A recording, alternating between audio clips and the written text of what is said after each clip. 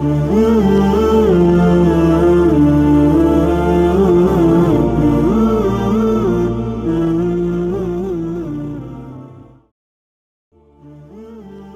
علیکم ورحمۃ اللہ۔ مفتی صاحب، حضرت نبی پاک صلی اللہ علیہ وسلم کے روضہ پاک کے سامنے ہاتھ اٹھا کر دعا کرنا کیسا ہے؟ ایک صاحب نے کہا کہ توحید کے خلاف ہے، دعا صرف اللہ سے مانگنی چاہیے۔ نبی پاک نے بھی اپنے صحابہ کو یہی سکھایا ہے کہ وہ اللہ سے مانگیں،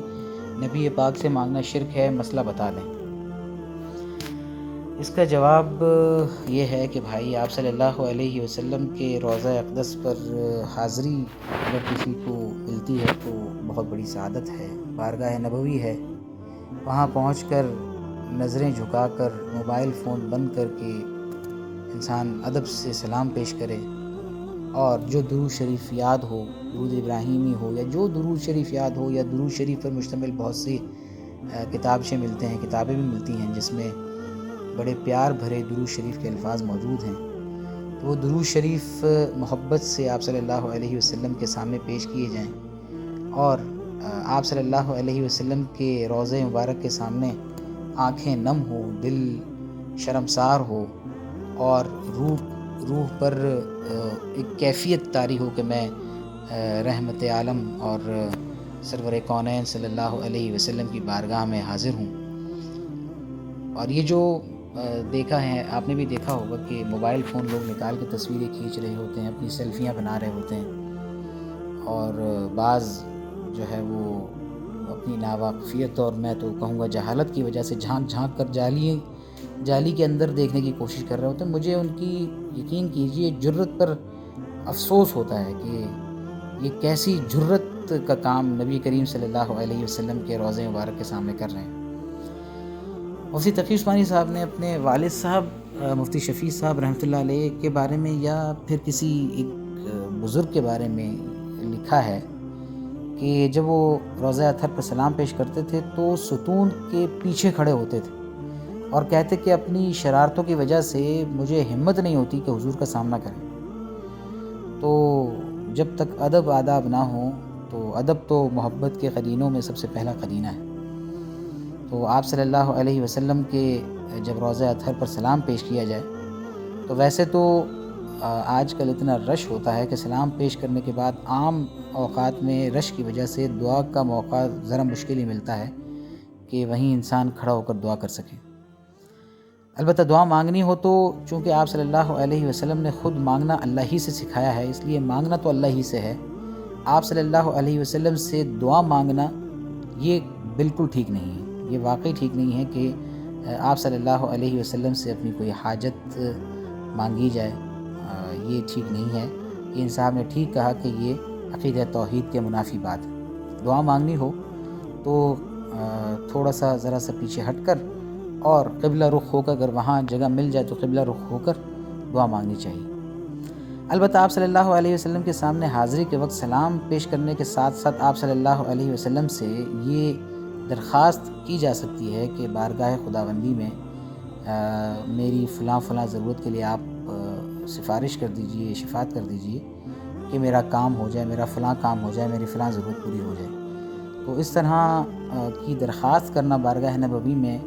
یہ ٹھیک ہے، اس میں کوئی حرج نہیں ہے۔ شفاعت کی اور سفارش کی درخواست کرنا، اس میں کوئی مسئلے والی بات نہیں ہے، یہ توحید کے خلاف بھی نہیں ہے، نہ یہ کوئی خدا نخواستہ شرک کی بات ہے۔ لیکن اس درخواست کرنے کے لیے ہاتھ اٹھانے کی چونکہ ضرورت نہیں ہے، بغیر ہاتھ اٹھائے ہوئے بھی درخواست پیش کی جا سکتی ہے، اس لیے روضہ مبارک پر ہاتھ نہ اٹھائے جائیں، مطلب روضہ مبارک کی طرف رخ کر کے ہاتھ نہ اٹھائے جائیں۔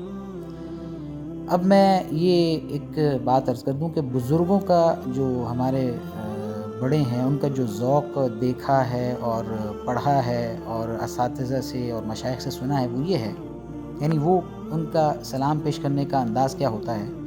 وہ یہ ہوتا ہے کہ وہ بارگاہ اقدس میں انتہائی محبت اور شوق سے اور ذوق سے آہستہ آواز سے زیر لب سلام پیش کرتے ہیں، اور پھر انسان اپنی چشم تخیل کو کام میں لائے اور خیال میں یہ کیفیت بنائے کہ حضور میرے سامنے ہیں اور میں حاضر ہوں،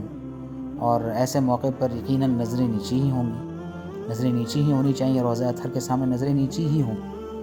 کیونکہ جب کوئی بڑی شخصیت ہو جس کے لیے ہمارے دل میں بہت عزت اور احترام ہو تو اس کے سامنے ہم جاتے ہوئے اپنی نظریں نیچی ہی رکھتے ہیں. تو روضہ اطہر پر پہنچ کر بھی نظریں نیچی کر کے بس تھوڑا اوپر نظریں اٹھا کر جالیوں کو دیکھ لیا جائے، ورنہ انداز محبت یہ ہے کہ نظریں نیچی ہی رکھی جائیں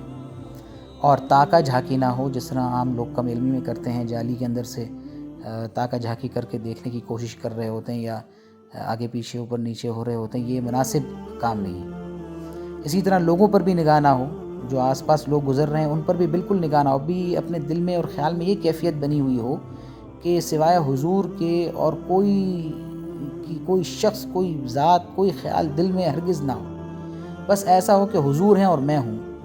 حضور مجھ سے اور میں حضور سے مخاطب ہوں، ہم آپس میں محبت کی بات کر رہے ہیں. پھر سلام محبت پیش کیا جائے، اور سلام محبت پیش کرنے کے بعد انسان اپنے ایمان اور عمل کی سلامتی، اور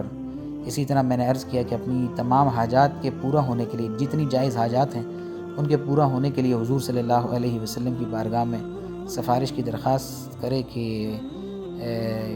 حضور بارگاہ الہی میں شفاعت کر دیجئے کہ میری فلاں ضرورت پوری ہو جائے. اس کے بعد واپسی کی اجازت لی جائے نبی کریم صلی اللہ علیہ وسلم سے کہ حضور اب میں جاتا ہوں، اور ادب سے سلام کرنے کے بعد ادب سے دبے پاؤں انسان روضہ مبارک کے سامنے سے ہٹے، دور ہو، اور پھر باہر آ کر پھر پچھلے دروازے سے دوبارہ مسجد میں جا کر، یعنی پچھلے دروازے سے دوبارہ مسجد میں انسان جائے، اور اگر نماز کا وقت ہو تو 2 رکعت نماز پڑھ لے، اور اگر نماز کا وقت نہ ہو تو ویسے ہی قبلہ رخ ہو کر اب یعنی روضہ مبارک کے سامنے نہیں بلکہ روضہ مبارک سے ہٹ کر پھر قبلہ رخ ہو کر وہاں مسجد میں دوبارہ جا کر قبلہ رخ ہو کر ہاتھ اٹھا کر، اور سب سے پہلے حاضری کی قبولیت کی اللہ سے دعا مانگی جائے کہ اللہ میں جو حضور کے بارگاہ میں حاضر ہوا ہوں اس حاضری کو قبول فرما لیجیے. اور پھر رسول اللہ صلی اللہ علیہ وسلم کے وسیلے سے اور اپنی حاضری کے وسیلے سے اللہ تعالیٰ سے اپنی حاجات کے لیے دعا مانگی جائے. تو اس طرح کرنا یہ بزرگوں کا ذوق رہا ہے. بزرگوں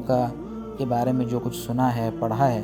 اور اساتذہ نے جو کچھ بتایا ہے وہ یہی ہے کہ